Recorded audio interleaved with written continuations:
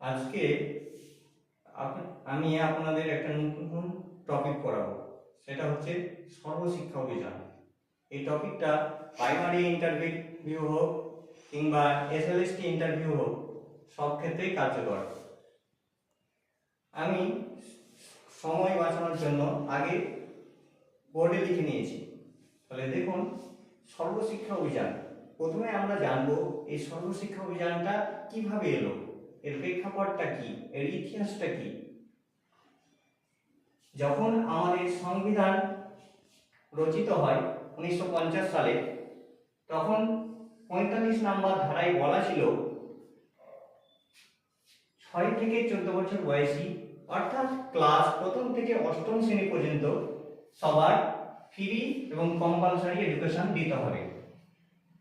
কিন্তু স্বাধীনতা এবং সেটা বলা ছিল সংবিধান রচনার 10 বছরের মধ্যে, কিন্তু 1950 সাল থেকে 10 বছর ধরলে 1960 সাল, 10 বছর হয়ে যাওয়ার পরেও সেরকম শিক্ষার ফ্রি এবং কম্পালসারি বা সবাইকে অন্তর্ভুক্ত করার এরকম কোনো সম্পূর্ণ কাজ সফল হয়নি। আচ্ছা, তারপরে সেই মুহূর্তে শিক্ষা নিয়ে অনেক রকম কমিশন, অনেক কিছুই গঠন করা হয়েছিল। যেমন 1948 থেকে 49 সালে উচ্চশিক্ষার উন্নয়নের জন্য রাধাকৃষ্ণন কমিশন গঠন করা হয়েছিল। 1964 থেকে 68 সালে কোঠারি কমিশন গঠন করা হয়েছিল। তারপর 1968 সালে জাতীয় শিক্ষানীতি, এরপর 1986 সালে জাতীয় শিক্ষানীতি। এসব করার পরেও শিক্ষাকে ফ্রি অ্যান্ড কম্পালসারি এবং সবার জন্য শিক্ষা করা যায়নি। এর পরবর্তীতে 1993 সালে উন্নি কৃষ্ণান বলে একজন ব্যক্তি, তিনি হচ্ছেন অন্ধ্রপ্রদেশ সরকারের বিরুদ্ধে সুপ্রিম কোর্টে একটা মামলা করেন এই ব্যাপারে, যে আমাদের যখন সংবিধান রচিত হয় তখন বলা ছিল 10 বছরের মধ্যে সবার প্রাথমিক শিক্ষা কমপ্লিট করতে হবে, কিন্তু সেটা সম্পূর্ণ হয়নি। সেই ব্যাপারে সুপ্রিম কোর্টে একটা মামলা করে। সেই পরিপ্রেক্ষিতে সুপ্রিম কোর্ট রায় দেন যে 6 থেকে 14 বছর বয়সী শিক্ষাকে যেন মৌলিক অধিকার হিসেবে দেখা হয়।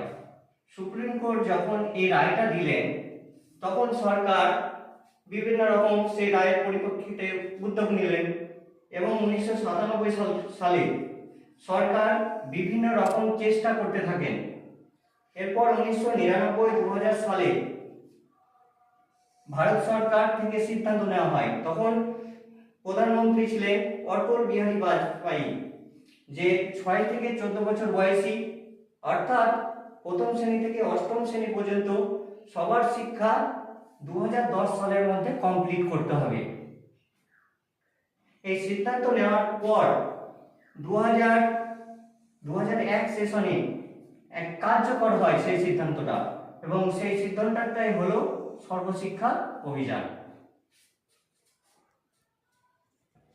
এরপরে দেখো, আমরা জানবো সর্বশিক্ষা অভিযানের লক্ষ্য কি ছিল, কি লক্ষ্যে সর্বশিক্ষা অভিযানটা করা হয়েছিল। সর্বশিক্ষা অভিযানের লক্ষ্যটা ছিল 2010 সালের মধ্যে 6 থেকে 14 বছর বয়সী সবার, অর্থাৎ ক্লাস 1 থেকে ক্লাস 8 পর্যন্ত সবার শিক্ষা সম্পন্ন করতে হবে। 6 থেকে 14 বছর পর্যন্ত যারাই আছে সবার শিক্ষা সম্পন্ন করতে হবে, এই উদ্দেশ্যে বা এই লক্ষ্যে সর্বশিক্ষা অভিযানটা করা হয়েছিল। এরপরে আমরা জানবো সর্বশিক্ষা অভিযানের উদ্দেশ্য কি ছিল, কি উদ্দেশ্যে সর্বশিক্ষা অভিযান করা হয়েছিল। 1 নম্বর উদ্দেশ্য হচ্ছে 2003 সালের মধ্যে 6 থেকে 14 বছর বয়সী সকলকে বিদ্যালয়ে ভর্তি করা। এবার দেখা গেল যে কারো বছর 9 বা 10, এবার তাকে গিয়ে তো আমরা সেই অনেক ভর্তি করবো না, তার বয়স অনুযায়ী ভর্তি করতে হবে। দেখা গেল যে 10 বছর হলে কোন ক্লাসে হবে, ক্লাস 4 হবে, কিন্তু হঠাৎ সে 4 গিয়ে সে তো কিছুই পারবে না, কিছুই বুঝতে পারবে না। তার জন্য কি করা হলো, এখানে একটা ব্রিজ কোর্সের ব্যবস্থা করা হলো। এবার ব্রিজ কোর্সটা কি, ব্রিজ কোর্সটা হচ্ছে তখনই এই সিস্টেমটা এসেছিল যে তাকে স্বল্প সময়ের মধ্যে এমন সামান্যতম শিক্ষা দিতে হবে যে শিক্ষার মাধ্যমে সে পরবর্তী ক্লাসগুলোতে তার শিক্ষাকে এগিয়ে নিয়ে যেতে পারে। এরপরে বলা হলো 2006 সালের মধ্যে 4র্থ শ্রেণী পর্যন্ত শিক্ষা সমাপ্ত করা। তাহলে 2003 সালে 6 থেকে 14 বছর যারা আছে সবাইকে বিদ্যালয়ে নিয়ে আসতে হবে এবং 2006 সালের মধ্যে চতুর্থ শ্রেণী শিক্ষা সমাপ্ত করতে হবে। অর্থাৎ দেখো 2003 যদি প্রথম শ্রেণীতে হয়, 2004 সালে কোন শ্রেণী হবে? দ্বিতীয় শ্রেণী। 2005 সালে তৃতীয় শ্রেণী, তাহলে 2006 সালে চতুর্থ শ্রেণী।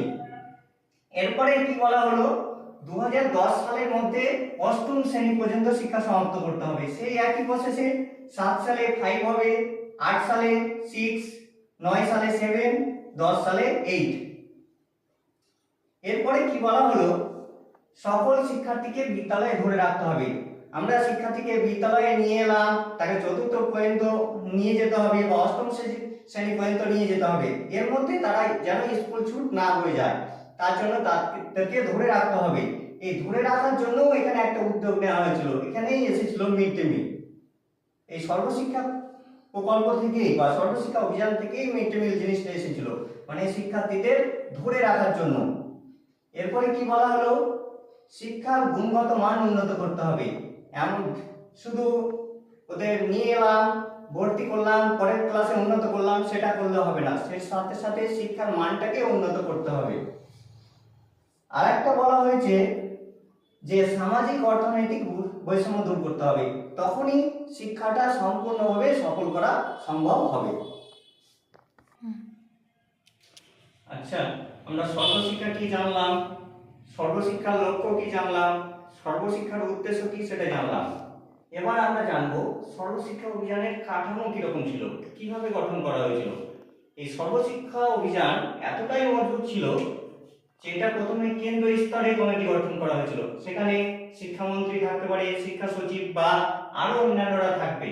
সেখানে কেন্দ্র স্তরে একটা কমিটি, তারপর রাজ্য স্তরে একটা কমিটি গঠন করা হলো, সেখানে রাজ্য শিক্ষামন্ত্রী, রাজ্য সচিব বা আরো অন্যান্যরা থাকবেন।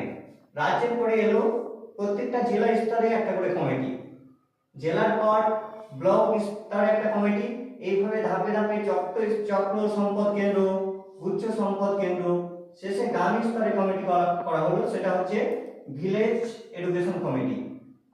কেন্দ্র স্তরে কোনো নির্দেশ দেওয়া হলে সেই নির্দেশ যেহেতু রাজ্য স্তরের মাধ্যমে সেটা যেহেতু জেলা স্তরের মাধ্যমে ব্লক স্তরে, এইভাবে ধাপে ধাপে সেটা গ্রাম স্তরে পৌঁছে যেত।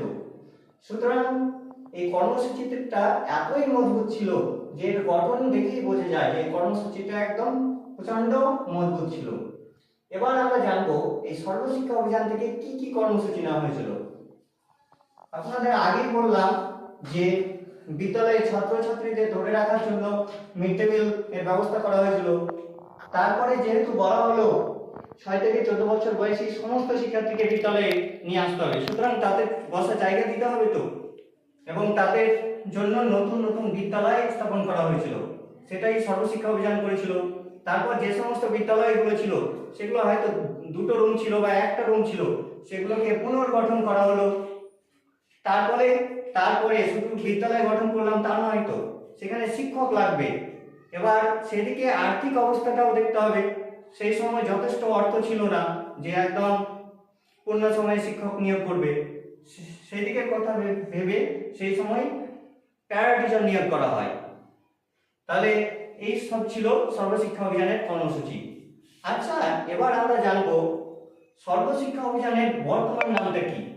বর্তমানে 2018 সাল থেকে এই সর্বশিক্ষার নাম পরিবর্তন করা হয়েছে সমগ্র শিক্ষা, এবং যেটা ক্লাস প্রথম থেকে অষ্টম শ্রেণী পর্যন্ত ছিল সেটা বর্তমানে দশম শ্রেণী পর্যন্ত করা হয়েছে। আচ্ছা, ঠিক আছে, তাহলে আপনারা এতটা করলেই মোটামুটি সমস্ত কিছুর উত্তর দিতে পারবেন ইন্টারভিউতে।